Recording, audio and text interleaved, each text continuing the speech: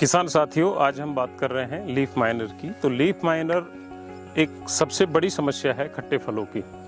किसान साथियों, आपने देखा होगा जितने भी खट्टे फल हैं उनके बरसात के मौसम में पत्तियां मुड़ने लग जाती। इनको हम पर्णभक्षी रोग भी कहते हैं। साथियों, जो ये रोग है, ये ज़्यादातर इसका जो प्रकोप होता है, जैसे ही ह्यूमिडिटी बढ़ती है, बरसात का क्षेत्र बढ़ता है, तब जितने भी खट्टे फल है और कुछ सब्जियां हैं, इन पे इसका प्रकोप देखने को मिलता है। इनकी जो ये पत्तियां हैं, आप जो देख पा रहे हैं, इन सभी पे ही एक जो जैसे सांप चलता है, इस तरह की इसमें टेढ़ी मेढ़ी लकीरें बनने लग जाती हैं। तो किसान साथियों, आप जब भी इस तरह का देखें तो इसके कुछ उपाय हैं, वो करना जरूरी है। लेकिन उससे पहले आप अपना पूरे बगीचे की साफ सफाई रखें, बरसात के मौसम में पौधों की कटिंग ना करें। और इसका ज़्यादातर प्रकोप उन पत्तियों पे आता है जो नई पत्तियाँ होती है। नई पत्तियों के तुरंत ये रोग लगता है।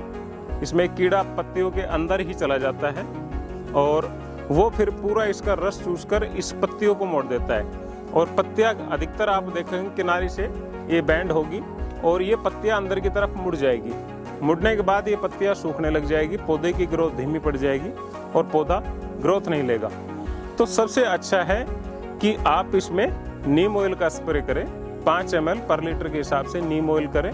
आप हर वीक भी कर सकते हैं नीम ऑयल, तो ये कोई नुकसानदेही नहीं है। या प्रकोप ज़्यादा बढ़ रहा है तो प्रोफेनोफास 2 ml पर लीटर या इमिडाक्लोपिड 17.5 SL में जो आता है, वो 0.5 ml आप उनका पर लीटर के हिसाब से डोज ले सकते हैं।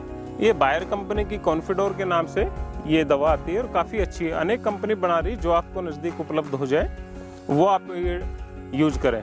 जो ये रोग है, ये कैंकर का आवक भी है, क्योंकि इस रोग की वजह से कैंकर सबसे जल्दी पौधों में आता है और पौधा कैंकर से ग्रसित होता है तो उसकी पहचान ये है कि वो जख्म हो जाता है। नेक्स्ट वीडियो में आपको कैंकर पे बताऊंगा कि उसका हम कैसे कैसे उपाय करें। तो आप जो मैंने आपको लीफ माइनर रोग बताया है, हालांकि जब ज़्यादा बरसात होती है कंटिन्यू 10-15 दिन, तो इसको कंट्रोल करना थोड़ा मुश्किल है। लेकिन जैसी बरसात ख़त्म हो, आप तुरंत इसमें जो मैंने आपको डोज बताई है, ऑर्गेनिक भी है, केमिकल भी है, जो आपको सेट रहे वो डोज इस पे अप्लाई करें।